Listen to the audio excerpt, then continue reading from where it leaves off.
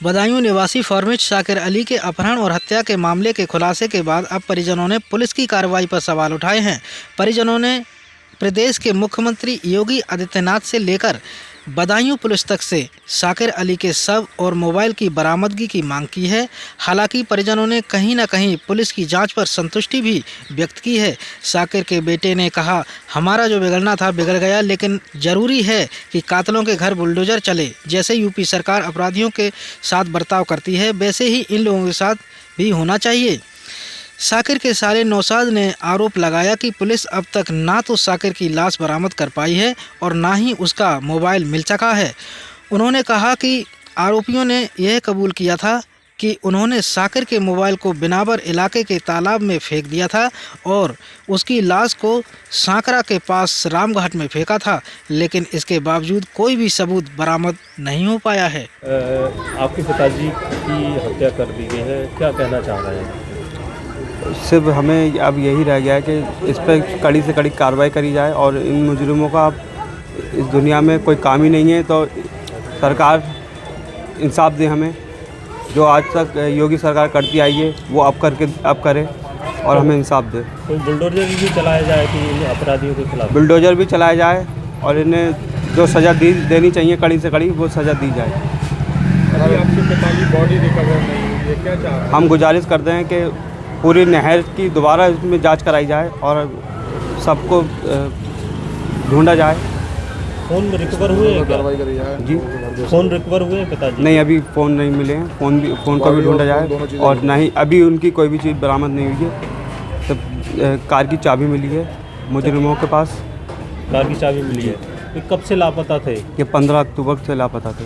अच्छा, आपको और किसी पे शक है जो पुलिस की अभी गिरफ्त में नहीं आए हैं? अभी दो लोगों को पुलिस ने नहीं पकड़ा है, वो फरार हैं। कौन कौन लोग हैं वो? एक शाहिद अली उर्फ बंटी और एक इसरत खातून एडवोकेट।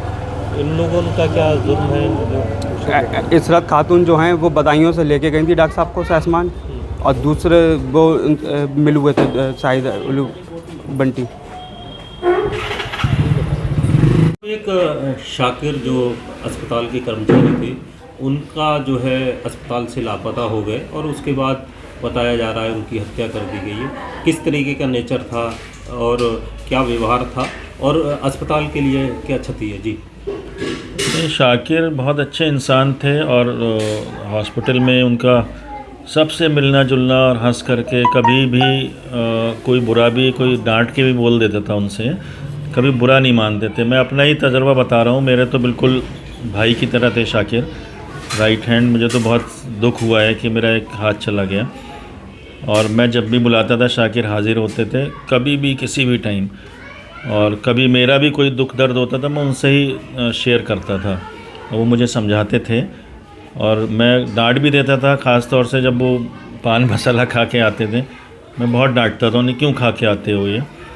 तो फिर उन्होंने मेरा लिहाज किया, नहीं आए। तो नेचर वाइज बहुत अच्छे आदमी थे और मुझे तो ये सब चीज़ों का कुछ पता ही नहीं था कि ऐसा कुछ है उनके साथ में, कोई दुश्मन भी है उनका। वो अस्पताल में किस पद पर थे और कब से वहाँ से गायब चल रहे थे, कब से हॉस्पिटल नहीं गए?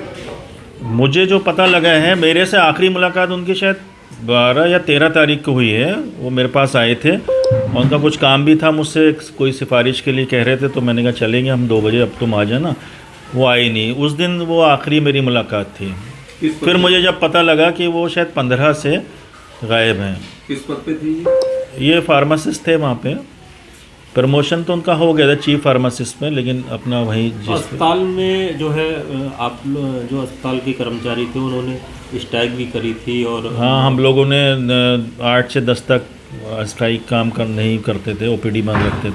क्या मांग थी आप लोगों की, किस तरीके का वो था? मतलब सब लोगों की यही मांग थी कि जल्दी से जल्दी इसका केस का खुलासा किया जाए और जो मेन कल्प्रिट हैं उनको अरेस्ट किया जाए। अब तक कोई बॉडी उनकी मिल पाई है कुछ? हाँ, बॉडी तो नहीं मिली है उनकी। आज भी कुछ मौन धारण हुआ है? आज कुछ, हाँ, आज वो किया था कंडोलेंस।